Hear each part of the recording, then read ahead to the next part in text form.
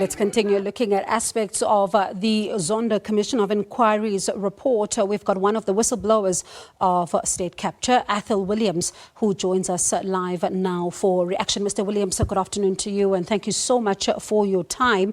I suppose you feel vindicated. I'm pleased that finally it's in black and white that what Bain did at SARS was unlawful. And so I'm pleased from that standpoint that fact at least has been established, and we can then build on from there.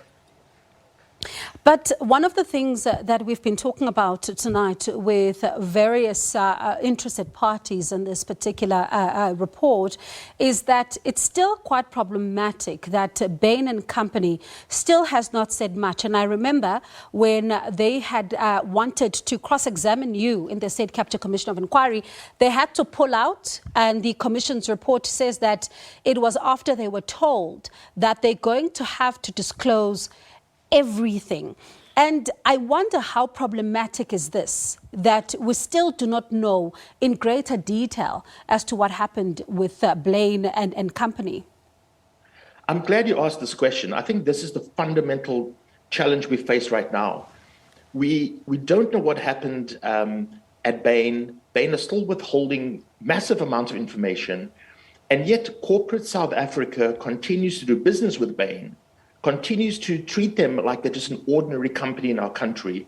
We've got Business Leadership South Africa endorsing Bain and claiming that they are good for our country.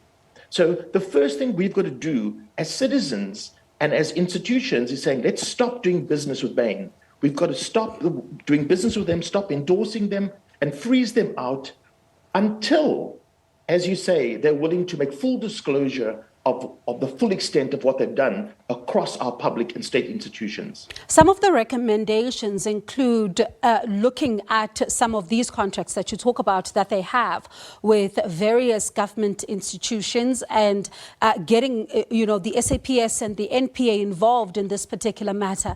Are you confident, though, because some are saying that these two institutions are inundated with cases and they've got a backlog that dates back years and they may not have the capacity to do so. Are you confident that we may see an overturning of some of these contracts?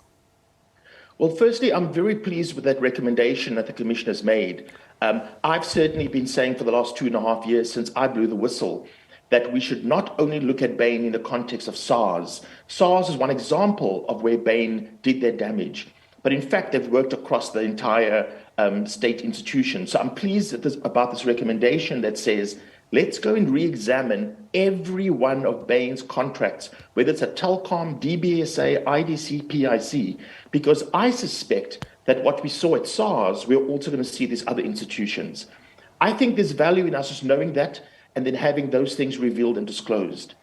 To your question then of whether we've got the capacity to actually conduct those investigations, I share your reticence and your doubts, because it seems that our law enforcement authorities are already overwhelmed, and now we're asking them to conduct additional investigations. So what I'm hoping we do see part of the President's response to the recommendations is this resourcing up and creating the capacity to go after those contracts and to review them thoroughly.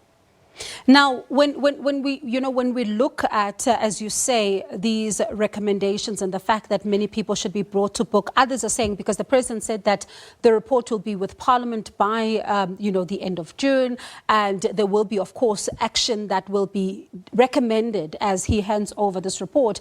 But others are saying that the writing is on the wall, the names are already there, the Commission even recommending for someone like Tom Moyana, for example, to face perjury charges.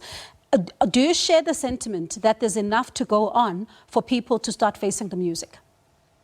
I think there is. I share that sentiment. I think there's a range. Obviously, there are some where we still need to investigate some more, and that makes sense. But I do think there are some where we have enough.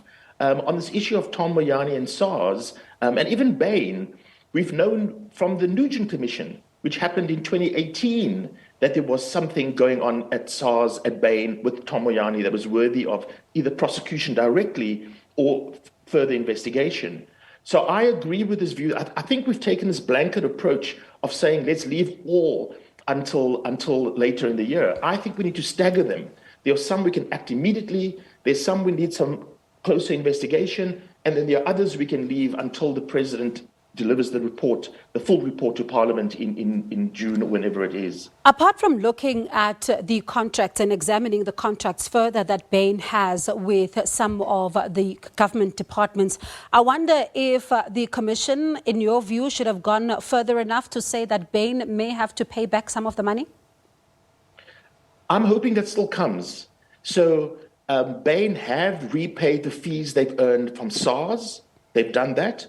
Although they've made no amends, in my calculation and estimation, for the harm they caused to SARS and our country. So they've paid back the fees to SARS, they haven't made amends for the harms. That must still be done. Then, when we conduct all these investigations at all of the other state entities where they've worked, I think there's going to be fees that Bain will have to repay. And so I do see that coming down the line. You are speaking to us this evening from a secret location, because it's not a secret that you left the country, saying that you were fearing for your life. I wonder, as a whistleblower, is a report like this one enough to bring you back home? Sadly, it's not. I think it's a positive step. I think this report is a positive step for justice in our country. I think it's a positive step for us to move forward as a country. But as a whistleblower, the report hasn't addressed the fundamental needs we have as whistleblowers, which center around our need for legal support and protection, financial support and protection, and then medical and reputational professional support and protection.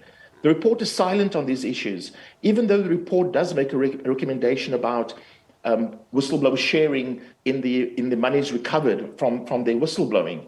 That's too long-term for me. I think we need a package of support and protection right now for all state capture whistleblowers, because for me, what is there for someone who's struggling right now? And we know whistleblowers have given up their homes, their livelihoods. I've given up my home. I haven't worked for 2.5 years. So telling me I might get a percentage of some monies that might come in future does not help me at all right now. Are you hoping that the other parts of the report that are still outstanding deal with this particular matter? I am hoping so, and I am also still optimistic.